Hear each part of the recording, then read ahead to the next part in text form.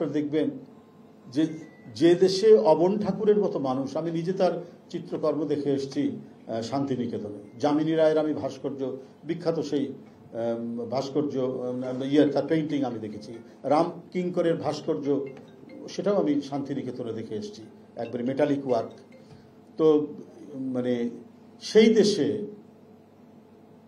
মানুষেরা আমাদের প্রধান উপদেষ্টার চেহারা আপনার অসুরের মূর্তির মধ্যে লাগাচ্ছে।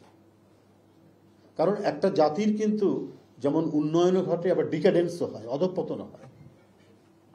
যেখানে রবীন্দ্রনাথের মতো এত বড় চিত্রশিল্পীর জন্ম হয়, অবন ঠাকুরের মতো, স্যার যার নাম বলেন অবনীন্দ্রনাথ ঠাকুর, যামিনী রায়, রাম কিঙ্কর, কার কথা বলবো, মকবুল ফিদা হুসাইন, যে দেশে জন্মলাভ করে সেই দেশ কত নিম্নরুচির পরিচয় দিচ্ছে। যে বাংলাদেশের প্রধান উপদেষ্টা, আপনার সাথে আমাদের কিসের এমন যায় আসে? আপনারা আপনাদের নিজস্ব ভাবে দেশ এগিয়ে নিয়ে যাবেন, আপনারা আপনাদের নিজস্ব শিল্প, সংস্কৃতি, অর্থনীতি, আপনাদের ডেভেলপমেন্ট আপনারা করবেন। তো আপনারা পার্শ্ববর্তী একটা দেশের কে ভালো কে মন্দ আপনারা বিচার করার কে? আপনারা মানুষের মধ্যে এই বিচারটা কেন আসছে?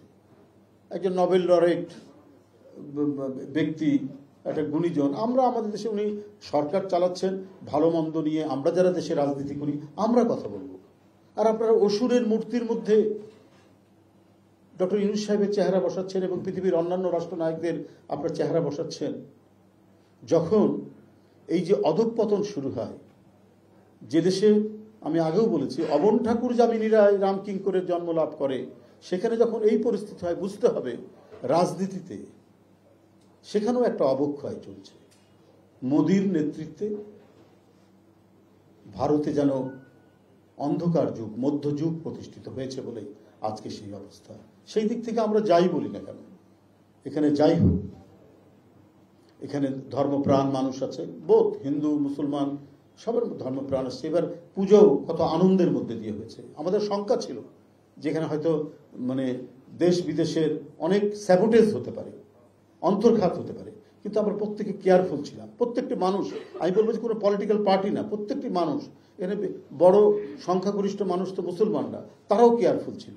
এদেশের আলেম ওলেমা, মাদ্রাসার ছাত্র প্রত্যেকে কেয়ারফুল ছিল যে এখানে যেন পূজাতে যেন কোনো ধরনের মানে বিশৃঙ্খলা বা নাশকতা তৈরি না হয়। এটাই আমাদের অহংকার।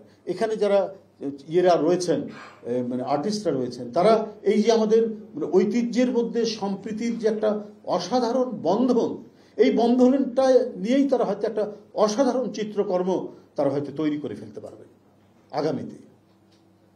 এবং এটাই হচ্ছে আমাদের গৌরব, এটাই হচ্ছে আমাদের অর্জন।